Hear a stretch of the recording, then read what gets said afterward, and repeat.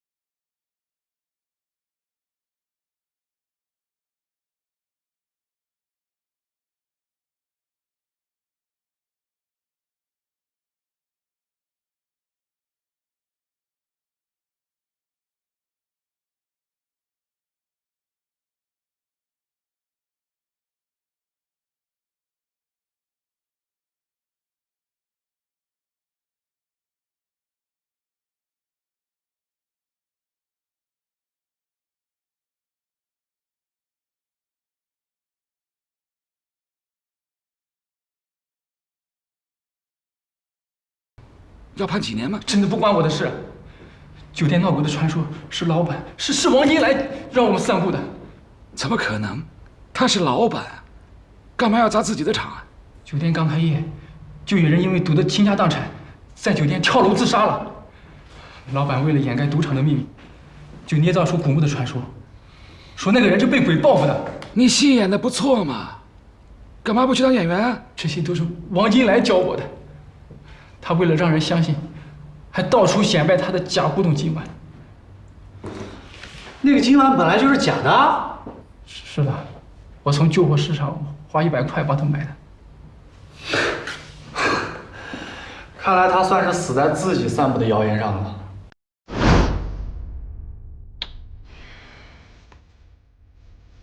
我觉得这群赌客是临时散场的，因为那天温小婉死了，所以他们听到警察来了之后就跑了。但是徐淼却是在18号凌晨死的。徐淼那边一个赌友告诉他了一个新的赌场，他去赌完之后回来立刻被杀了。我觉得凶手一定是他一个特别熟的赌友。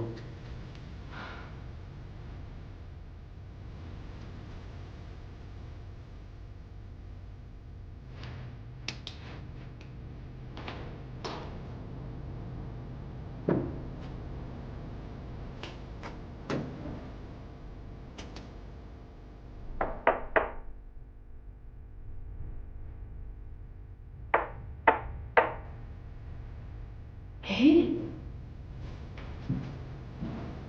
会不会是这个酒店根本就没有闹鬼？那些员工所说的欢歌笑语声，会不会是从这个管道传上去的？还有一个事情特别奇怪，哎，3天没有打扫，会脏到这个程度吗？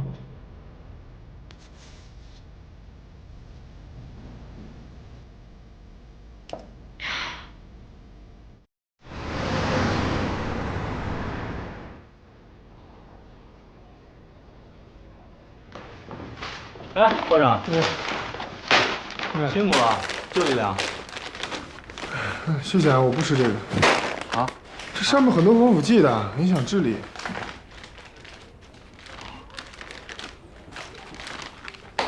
哎，我是不是打扰到你们俩了？是啊。那我换个地方。哎，不用，我看你最近状态不好，遇到什么问题了？你可是智商160的天才少年啊！哎呀，全是问题啊！首先，这些死者的之间毫无关系，而且我也不知道招鬼的人跟酒店有什么关系。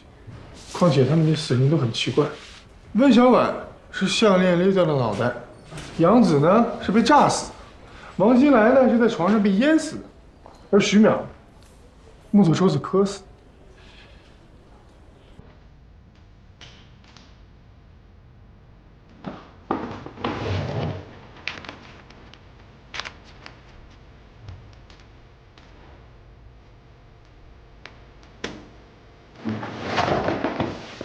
脸大。什么症啊？这孩子又犯病了。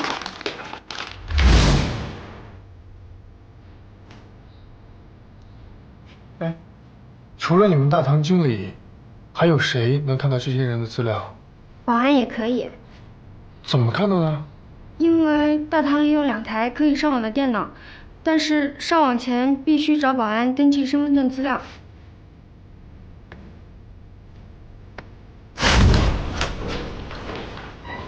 酒店员工里边除了你，还有谁知道有个地下赌场？除了我和值班的保安，就再也没有别人了。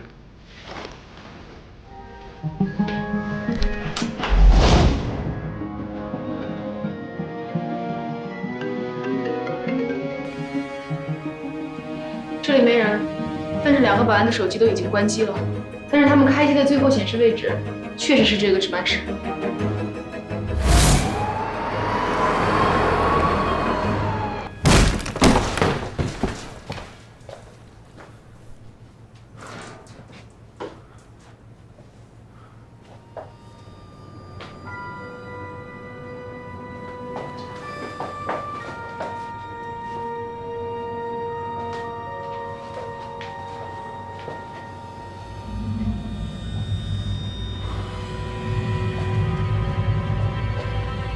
他就是那个招魂的人。而且招的是他母亲的魂。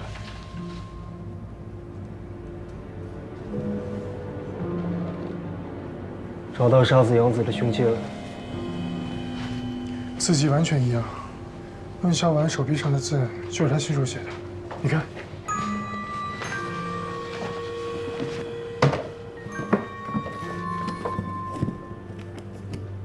你在找什么呀？就是这个，上面写的很清楚。五鬼运财的大法就是将5个金木水火土不同命运的人，用5行的方法杀死，取其魂魄，炼成小鬼。温小婉命中带金，而酒店老板是水命，杨子为什么会被炸死？因为他命中带火。徐淼五行属木，于是把他推到木桌子上磕死，是吗？他们觉得五鬼集齐了4个，最后1个很快就会回来，所以不会收手。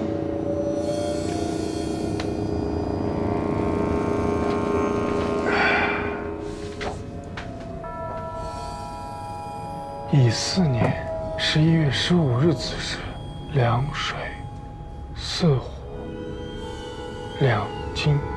乙巳年11月15日子时，2水4火2金。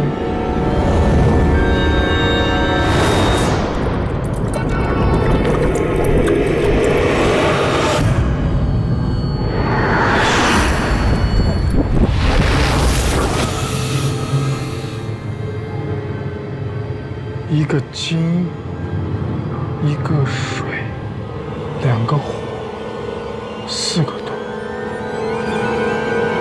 土啊！糟了，他们有危险！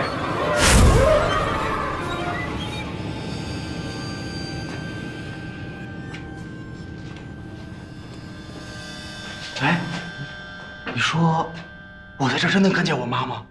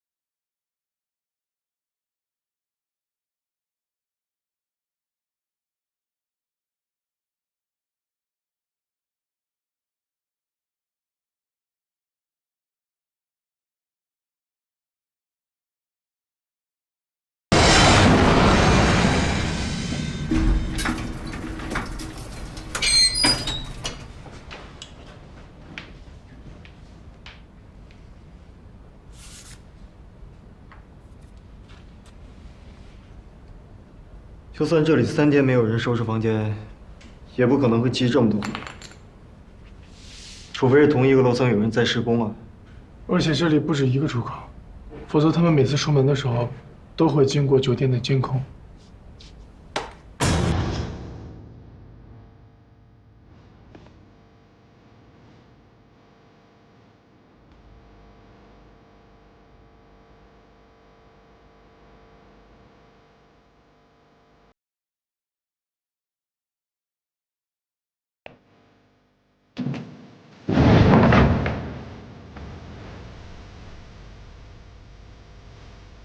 侯展，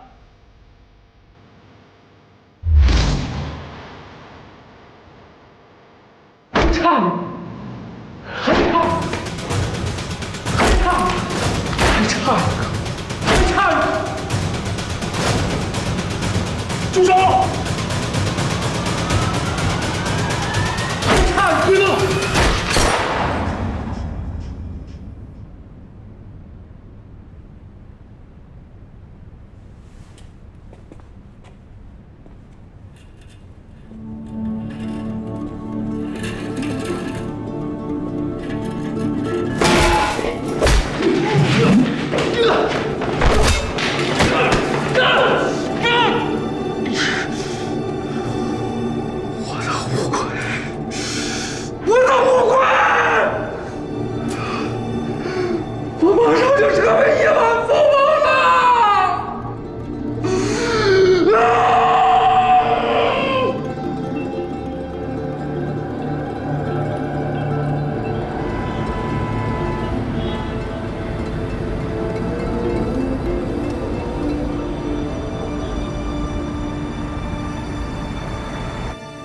是，那天晚上跟他说过一些事情，他不听啊。我承认，那天晚上刚开始的时候，我运气特别的好。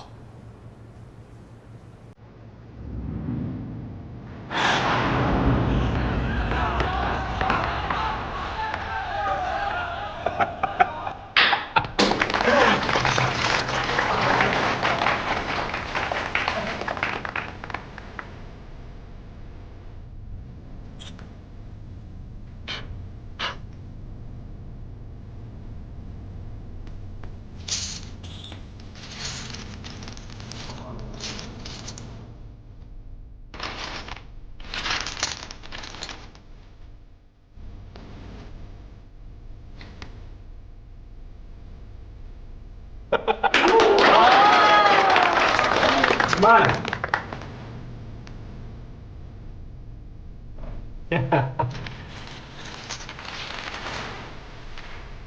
不可能吧！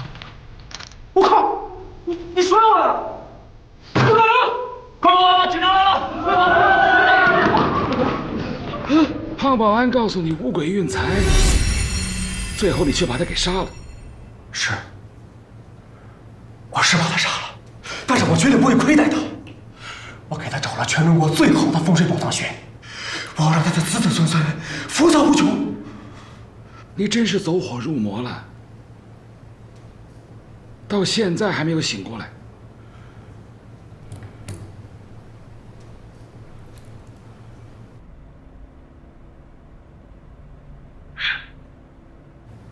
反正有钱才是王道。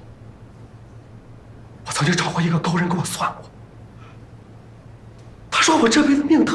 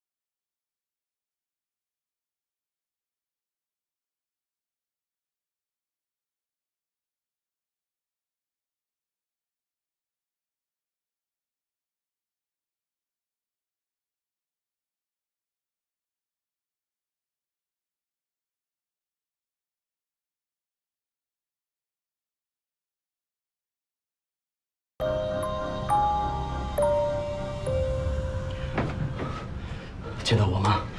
一定要帮我把话带给他，就说我在老地方等他，一定啊！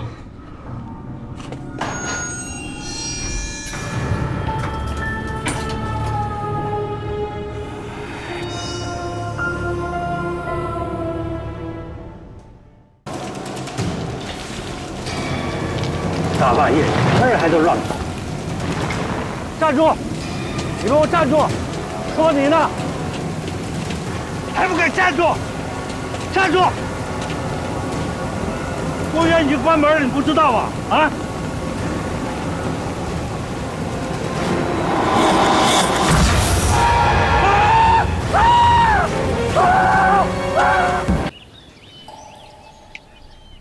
现场布置的很有仪式感，说是凶手在惩罚死者。哼。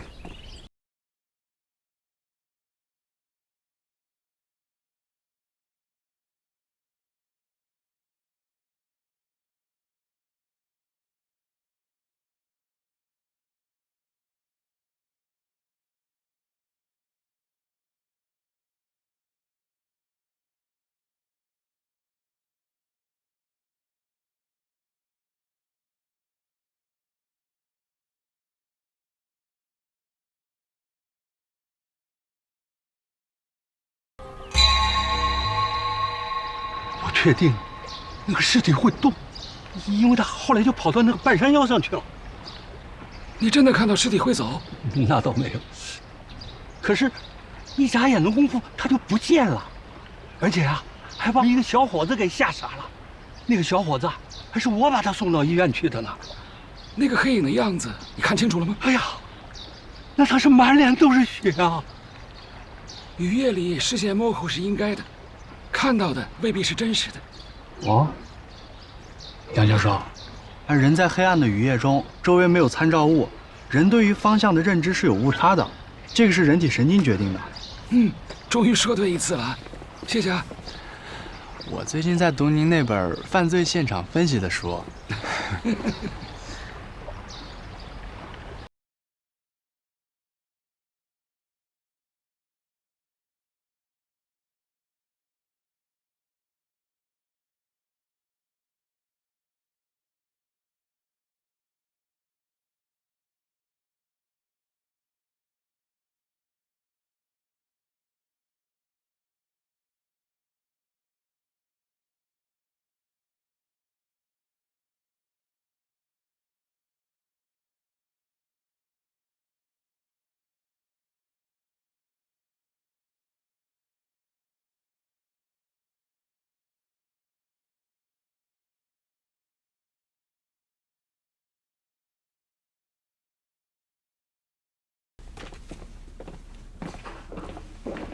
杨教授，死者死亡时间大概是昨天晚上10点钟左右。死者最后一餐呢，吃的是羊肉，也喝了不少酒。死亡原因是被凶手拿快刀一刀割喉，死前有短暂的挣扎。那这些伤口是？那些应该是从山上摔下来造成的。这个包长和华龙已经确认过了。哦，对了，杨教授，他身上还有一些绷带的痕迹，我想应该是凶手为了固定尸体。看来凶手的力气也不是很大，不然的话也不会利用绷带来借力了。哎，胶带上的碎屑查了吗？查了，初步认定应该是毛巾或者是浴巾上面的毛绒纤维，具体还需要化验。这个案子会不会是劫财杀人？因为他的手机和钱包都不见了。劫财杀人啊？拿了钱就跑吗？干嘛要抛尸？抛尸的过程很容易暴露身份。不用写了，我那本书第15章，凶手抛尸行为录。哦。录像显示，当晚12点左右下着雨，这个人从山路上匆匆地离开了。虽然不能看清楚他的长相，但是大概可以确定他的身高在1.75米左右，体型偏瘦，体重应该在60公斤左右。这条路我去勘察过了，发现了一些可疑脚印。死者身份确认了，他名字叫丁基，是个混混，有2次打架案底。3锤？他是跟丁基在一起的。2次打架都有他，还有一个叫简明的，他怎么了？那个在案发现场被吓傻的小伙子就是他。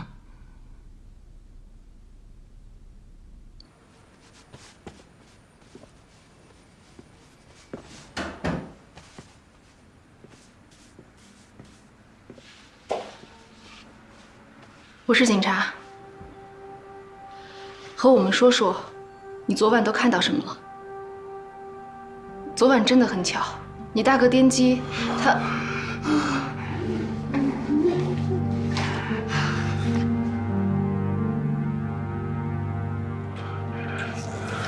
你放心，我们一定会找到杀死你大哥的凶手的。下去！下去！医生！医生！医生！病人现在应该多休息，他应该受到很大的惊吓。不好意思，医生，但是他看到的的确对警方破案有着很重要的作用。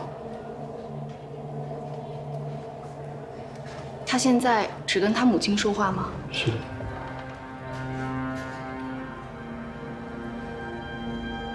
警方需要你的帮助，因为三锤是唯一的目击证人。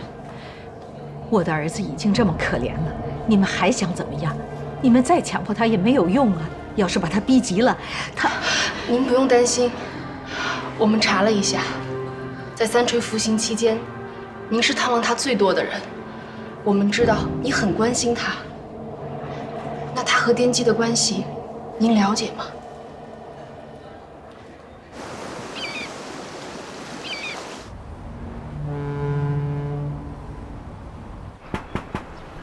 有人吗？屋里没动静。继续。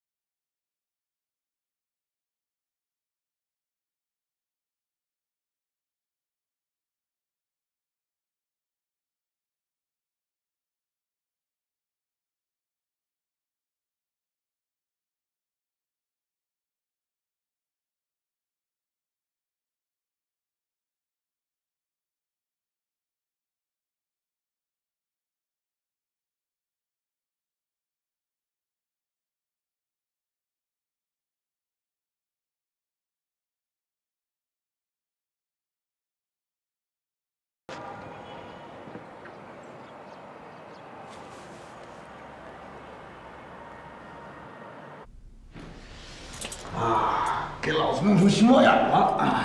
活该，谁让你们这跳窗户？身体是我自己的，我想跑就跑，想跳就跳。够了吗？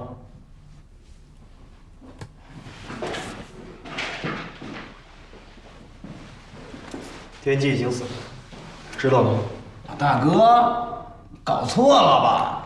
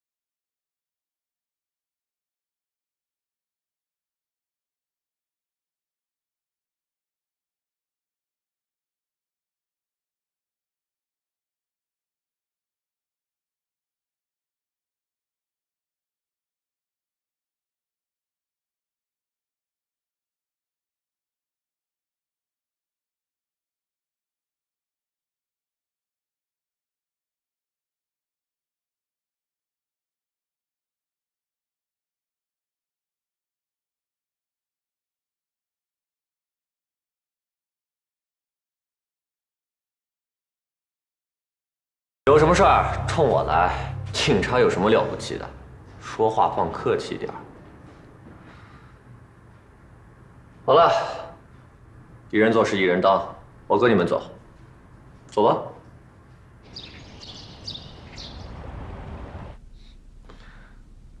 我一步步走到今天，从来没有人敢反对我。不知道哪里出来几个傻叉，敢抢我生意。我早就想弄死他们了。别搞得跟黑社会似的，家里还不是开澡堂子的。这第一件，第一件是你爷爷的，家里房子多，房契还不是你的名字。早晚的事儿。俗话说得好，将门无犬子。说说你是怎么杀奸姬的吧？我以前来局子里的时候都有盒饭的。怎么，现在穷得揭不开锅了？土豪还贪这些吗？我当大哥最讲究3点：兄弟、义气。好了，喜欢聊天是吧？我就从现在让你聊到天亮，明天我再来问你。水管够？行，你要我说什么我就说。昨天晚上在公园，是我把林姐的头摁在水里的。具体点。我就这么摁着她，就这么掐着她，不一会儿，她就没气儿了。那你把尸体架在树上，是为什么？让大家知道，这儿是谁的地盘儿。哎，你说这个人脑袋是不是被门夹了？只会满嘴跑火车，颠击的致命伤是一刀割喉啊！这个阿龙是有案底的，他好几次因为打人被拘留，但每一次都因为不是重伤，就拿钱消灾了。录像资料和脚印的鉴定结果出来了。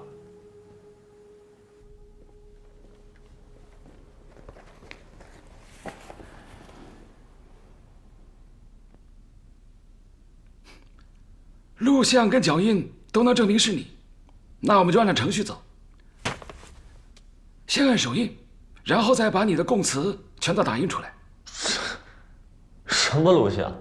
什么脚印啊？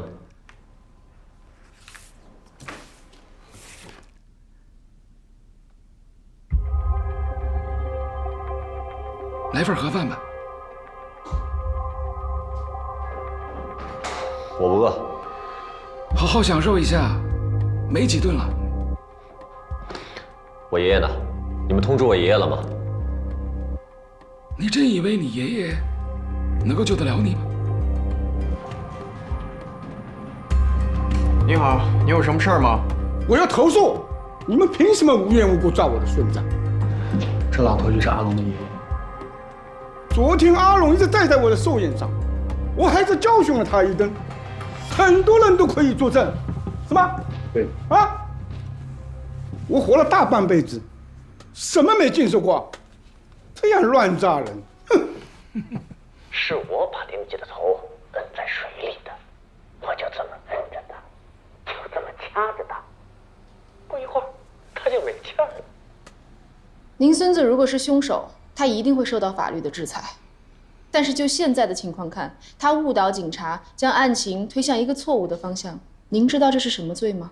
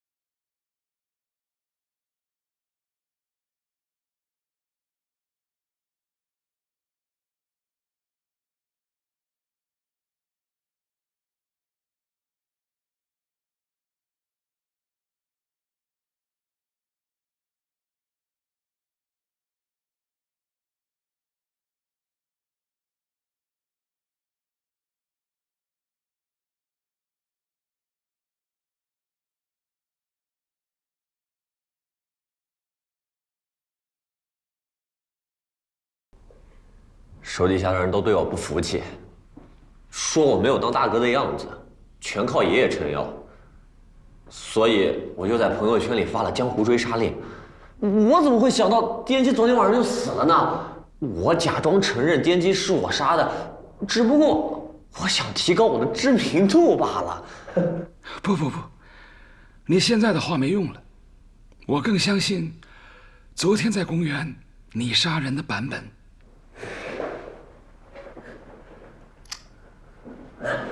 姐儿，你看，这是我昨天晚上拍的照片和视频。我去公园拍照，就是为了证明颠姬他怂了。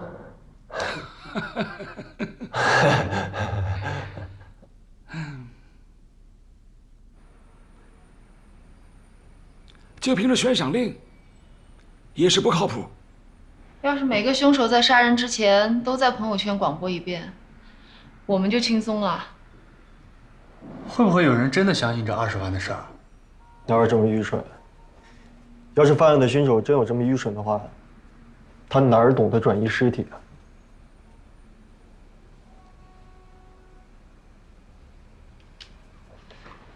这个照片像素太低了，根本看不清楚脸。问题是，颠姬昨天晚上去了哪儿？那个时候是8点半，他没有告诉任何人。颠姬从来都不怕打架的，而且是面对这么肉的阿龙。我倒是觉得他不带小弟出去啊，一定是去一个最安全的地方，或者是一个可以暴露隐私的地方。查一下他身边的人。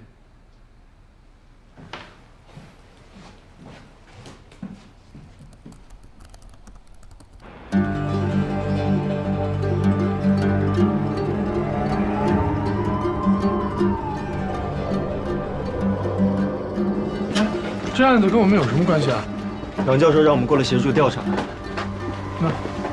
哟，怎么着？现在太阳从西边升起来了。孝敬前辈吧。我喝这个东西啊，分场合。分场合啊？怎么样？怎么样？看一看呗。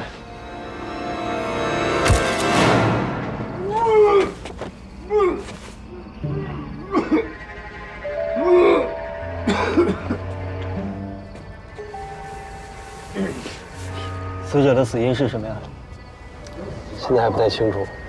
我们知道他头部被石头之类的硬物砸过，他的胸部呢也有刀痕，具体情况还要等解剖。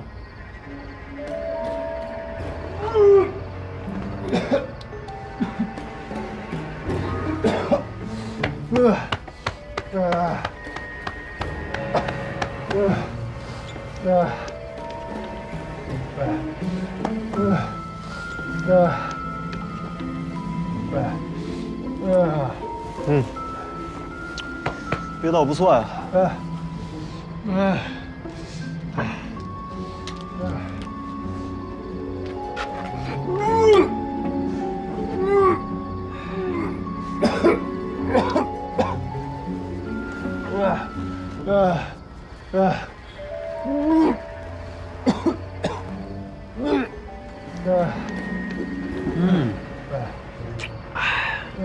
味道不错啊。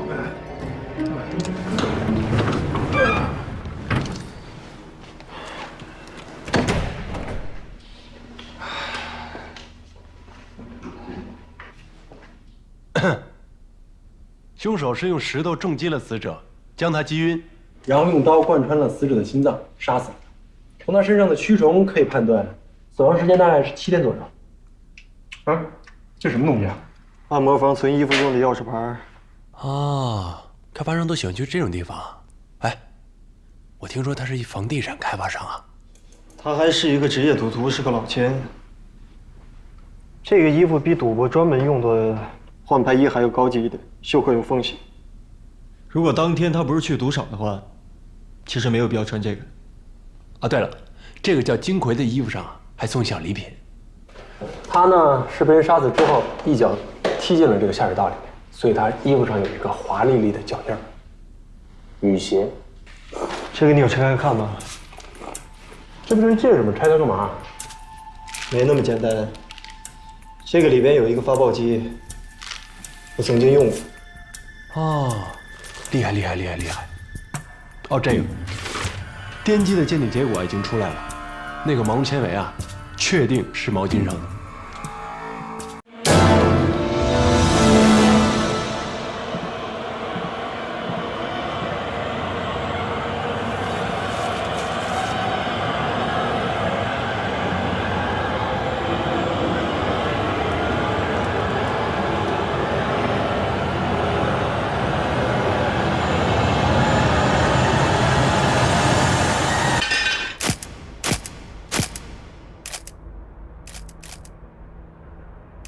据报案的人说，现场的门是反锁的，而且半地下结构的厨房窗子非常窄，根本爬不出去。所以说，杨子应该也是自杀的。哎，你自杀之前会给警察打电话喊救命吗？别太早下结论，说不定真是密室杀人呢。煤气管道断口异常的平整，应该是人为剪断的。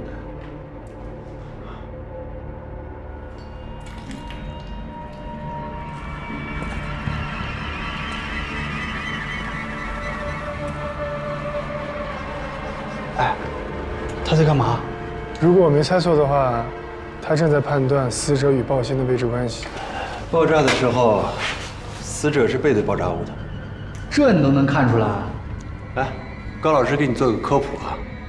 这爆炸的时候呢，会产生强光，人啊会下意识的紧闭双眼，所以褶皱的皮肤是不会被火烧到的。所以，面对爆炸物的鼻根部、眉间，还有在眼眶周围呢，就会有顺着皮肤纹理的细纹，但是他没有。死者如果是自己点的火，他不可能背对爆心啊，除非有两种可能：一是他死后被炸，二是别人点的火。那如果是别人点的火的话，煤气的爆炸速度那么快，现场怎么没有其他尸体？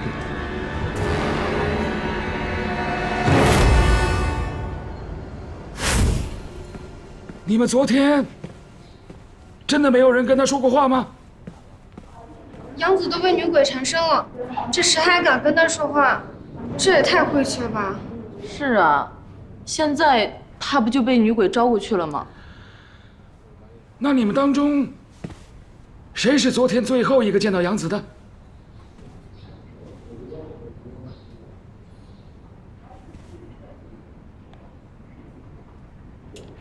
是我。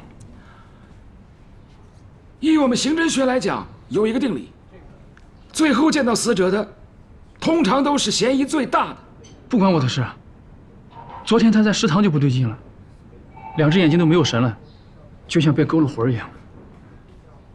哦，你观察的还挺仔细的啊！我也不愿意，谁让我跟温小婉同一间办公室，他又要去收拾温小婉的遗物，哎呀，真是晦气。他帮他收拾遗物，是想好好处理死者身后的事情。那干嘛要自杀呢？你最后跟他说了什么？我什么都没说，他一进来我马上就出去了。他自己收拾到一半，突然跑出去，可能跑去厨房自杀了，跟我没有关系。收拾到一半，那遗物在哪儿？能确定的是，死者确实是被炸死的。从他胸口的出血量可以判断，他的主动脉弓应该被割断了。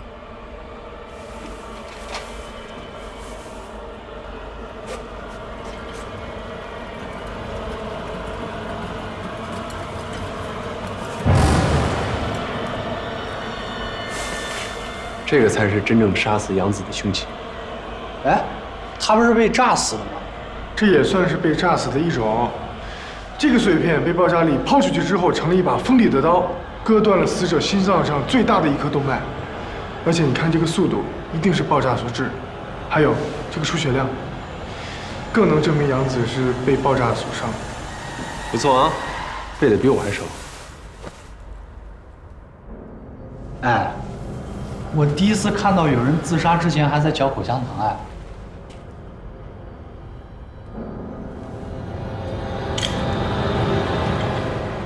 如果死亡是因为爆炸，那么这场爆炸就一定不是一个意外。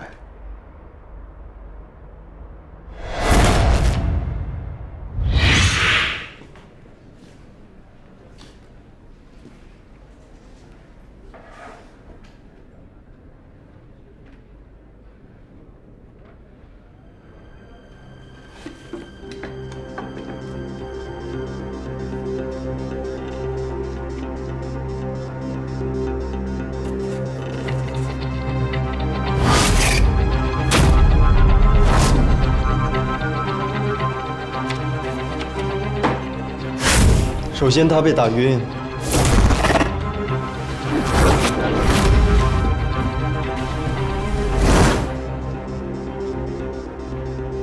然后凶手制造了爆炸。凶手剪断了煤气管道，接下来的口香糖粘在了灯泡上。厨房的门是反锁的，窗户又爬不上去。在这个空间里边，唯一的出口就是传菜口。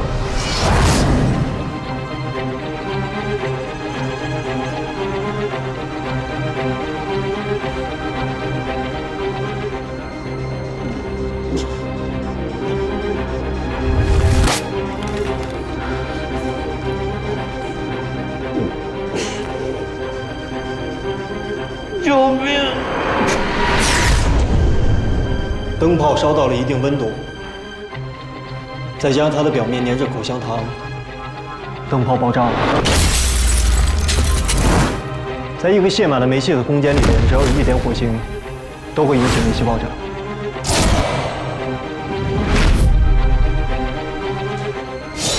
他就是这么死的。口香糖上的 DNA 经过高温灼烧，是不是已经检测不出来了？那肯定检测不出来的。目前我们只能简单的判断凶手的体型偏瘦。以传菜口的斜线对角线为最大参照物来讲，他的臀围应该不超过90公分。那就排查酒店内的所有员工。你为什么会认为是酒店内的员工呢？那你的意思是说，杨子的死跟温小婉和王金来都没有关系，是吗？他们的死因都已经确凿了，你为什么会认为三者的死是有关联的？其实往往越简单的事情越没有那么简单，你越不想发生的事情才最容易发生。小朋友，你要不要回去看个电影？哎，好了好了好了，最后的结果还是要看我的尸检报告。OK。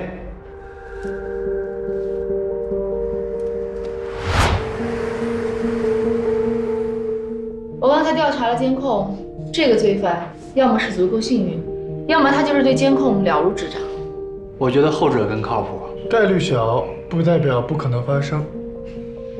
可是我还有一个发现，你们想知道吗？看来不是从酒店监控录像里找出来的。我们要感谢1419的偷窥狂，他给了我们不少证据。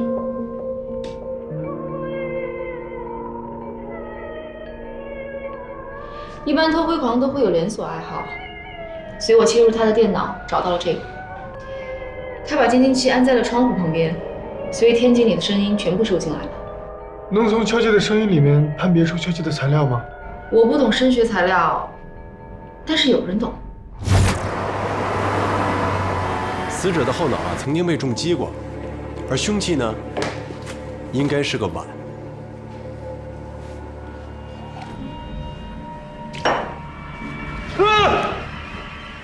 我跟你说，这个距离这碗肯定碎。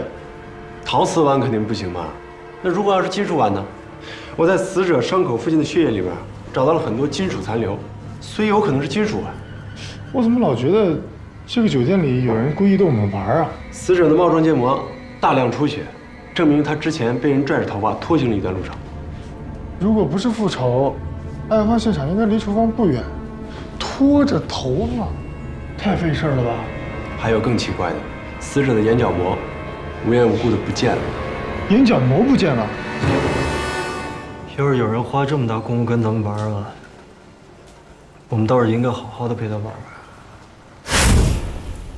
好吃吗？随便吃啊。哎呀，我一直觉得你们酒店的员工呢很奇怪，明明又时尚又年轻，怎么会跟我隔壁那个老太婆一样这么迷信呢？我们老板就挺迷信的呀。对对对，你有没有听说我们老板当初建这栋酒店的时候挖出来一个墓啊？那挖到冥器了吗？哎，大叔，这您都知道啊？原来他发了死人财啊！哎，这你也知道啊？怪不得这个酒店这么邪，原来他是偷了死人的东西，人家不高兴了，他还敢在这里天天待着，他一定是藏了一些护身符啊。有没有好像一些碗呐、金器啊类似的东西啊？聚财碗，专捞偏财。就这个。啊，这你也知道，我们老板当初就是从古墓里拿出来这样一个碗。不过听说，自从老板带了这个碗在身边之后，我们酒店啊就开始出现自杀、闹鬼的事儿。那他为什么不把这个碗扔掉呢？那当然不行啦！你看我们这酒店生意冷冷清清的，不过老板却偏偏莫名其妙的越来越有钱，这不就是那今晚的作用吗？那个碗经常后半夜从天井里传出声音来，话说10多年前跳楼的那个就是从天井跳的，据说冤魂一直藏在酒店里出不去。哦，哎，接着吃，接着吃啊！刚刚我用拟声器建了模，这个敲击声与筷子敲铜制碗边的声音有84%的相似度，同时碗里会有水，所以声波会更加复杂。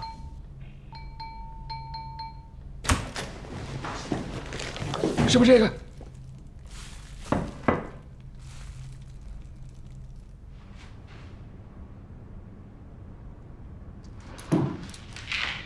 可是呀，我们该交心了吧？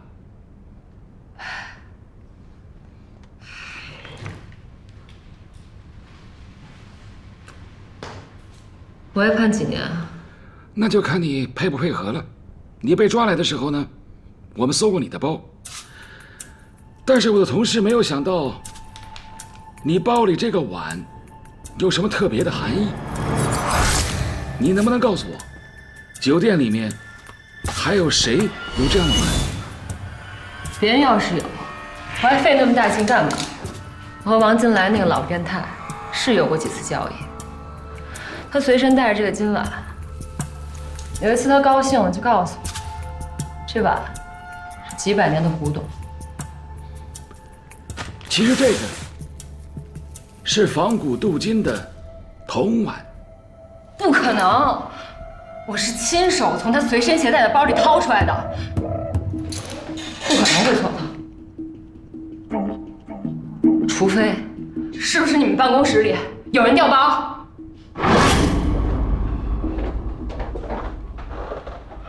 奇怪啊，是挺奇怪的啊。回字形的楼，风水中说人在井中就难以出人头地。你对这个还有研究啊？这上面写。哎，你快看，这酒店上上下下的员工都这么迷信，不可能不知道这大凶大煞的风水布局啊。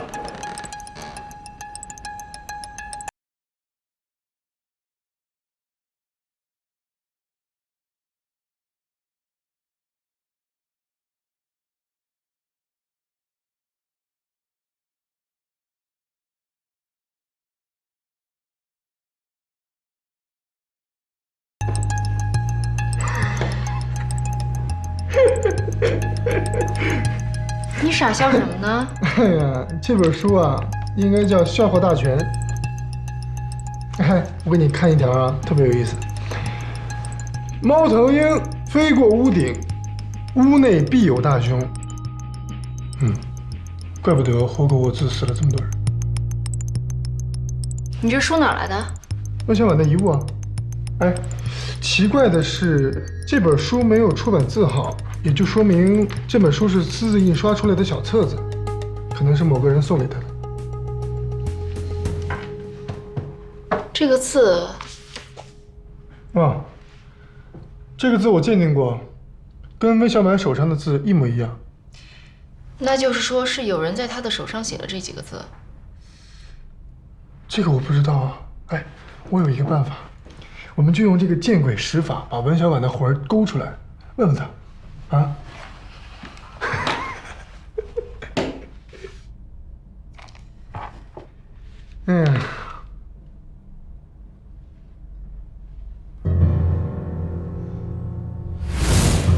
还有更奇怪的，他的眼角膜无缘无故的不见了。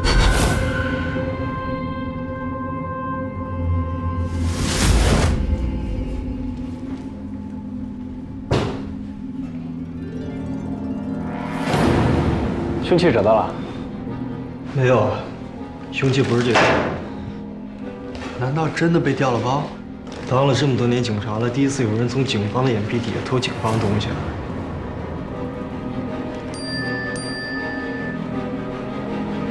死者有没有被剪掉一撮头发？哎，杨子头发有没有被剪过？他头上的头发被剪过，你怎么知道？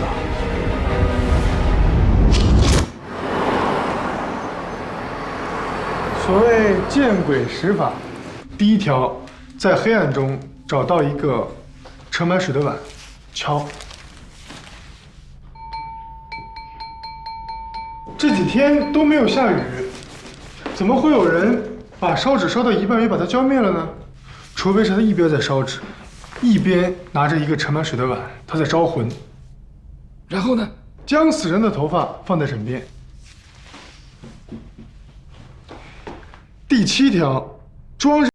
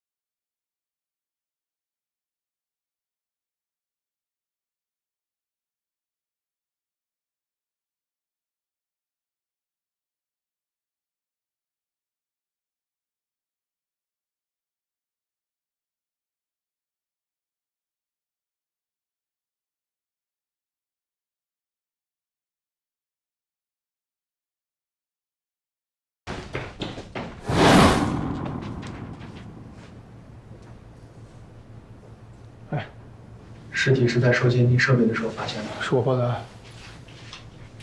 死亡时间基本可以确定了，比杨子晚，应该在凌晨6点钟左右。致命伤就是他额头撞击伤，凶手应该是抓着他的头，狠狠地撞在了这个桌的桌角上面。凶手是撞了很多次才把他撞死的。现场的指纹呢？除了死者的，没有发现其他人的。凶手应该是戴着手套的。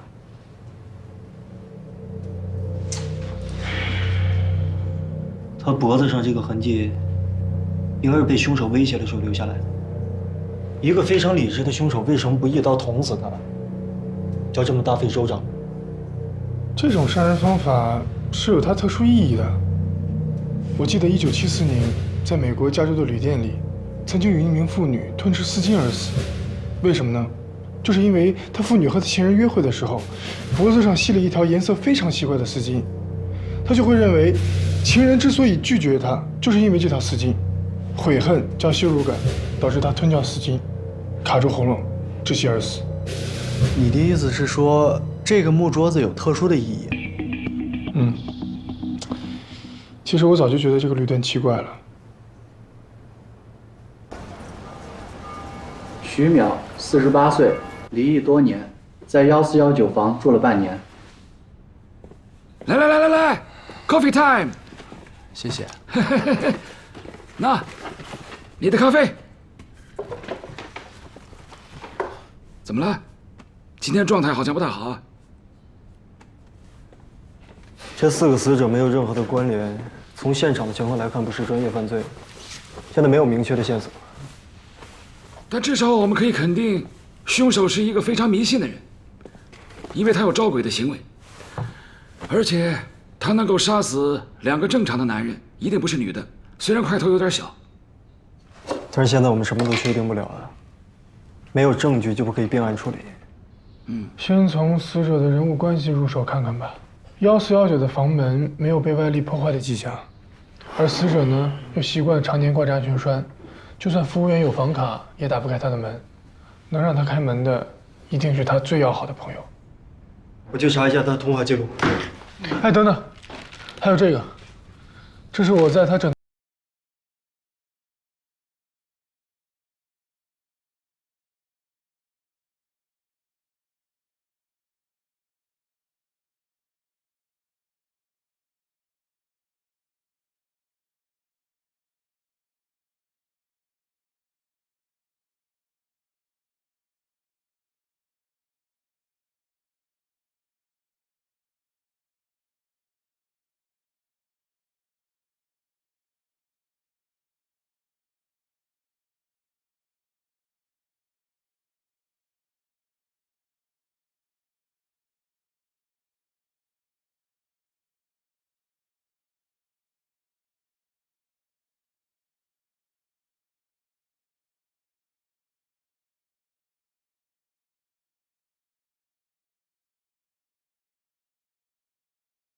吗？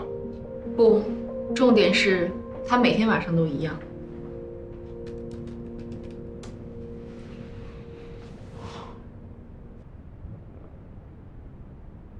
这个人有奇特的夜生活习惯。最怪异的是，每层楼层监控都没有拍到过他出电梯，他就像是10点被电梯吞了，早上5点又被吐出来一样。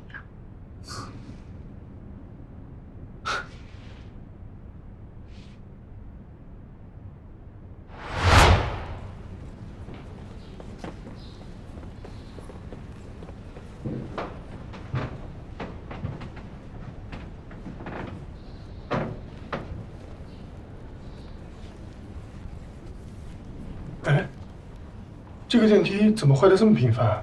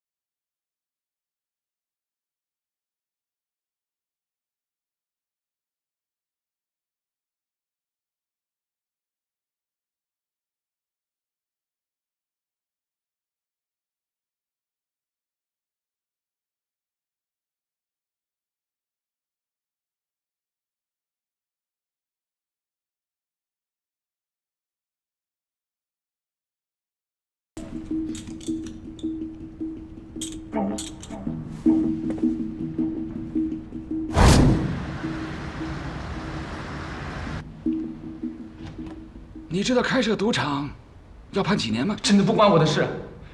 酒店闹鬼的传说是老板，是王英来让我们散户的。怎么可能？他是老板，干嘛要砸自己的场啊？酒店刚开业，就有人因为赌得倾家荡产，在酒店跳楼自杀了。老板为了掩盖赌场的秘密，就捏造出古墓的传说，说那个人是被鬼报复的。你戏演的不错嘛，干嘛不去当演员啊？这些都是王金来教我的。他为了让人相信，还到处显摆他的假古董金碗。那个金碗本来就是假的。是的，我从旧货市场花100块帮他买的。看来他算是死在自己散布的谣言上了。